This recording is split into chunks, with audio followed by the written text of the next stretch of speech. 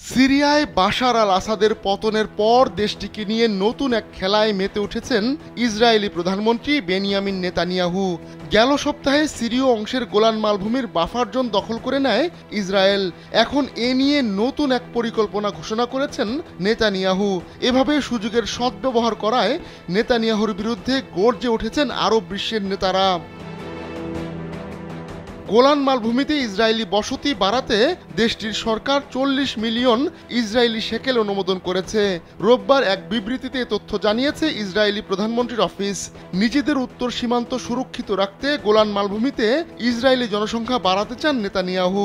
Israeli সরকার বলছে, Golan মালভূমিকে শক্তিশালী করলে ইসরায়েলও শক্তিশালী হবে। বাংলাদেশের একমাত্র মাল্টিন্যাশনাল টাইলস ব্র্যান্ড আরএকে সিরামিক্স। আগে থেকেই ইসরায়েলের নজর ছিল কৌশলগত গোলান মালভূমির ওপর। ১৯৬৭ সালে ৬ দিনব্যাপী আরব ইসরায়েল যুদ্ধে সিরিয়ার কাছ থেকে গোলান মালভূমির অধিকাংশই দখল করে নিয়েছিল তেল আবিব। পরবর্তীতে ১৯৮১ সালে দখল করা ওই অংশ ইসরায়েলের সঙ্গে সংযুক্ত করা হয়।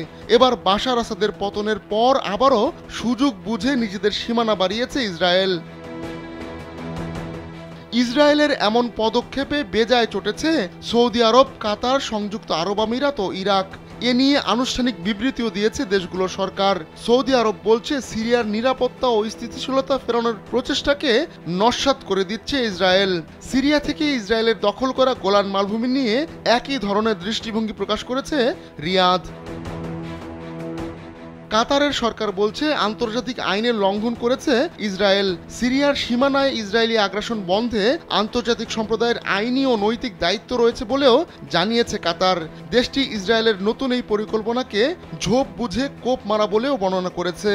ইসরায়েলি কর্মকাণ্ডের কড়া সমালোচনা করেছে সংযুক্ত আরব আমিরাত। তারা বলছে, এতে করে এই অঞ্চলে আরও উত্তেজনা বাড়বে। প্রতিবেশী দেশের এমন দুর্দিনে এগিয়ে এসেছে ইরাকও। দেশটি ইসরায়েলের সিদ্ধান্তকে আন্তর্জাতিক আইনের সুস্পষ্ট লঙ্ঘন বলে জানিয়েছে।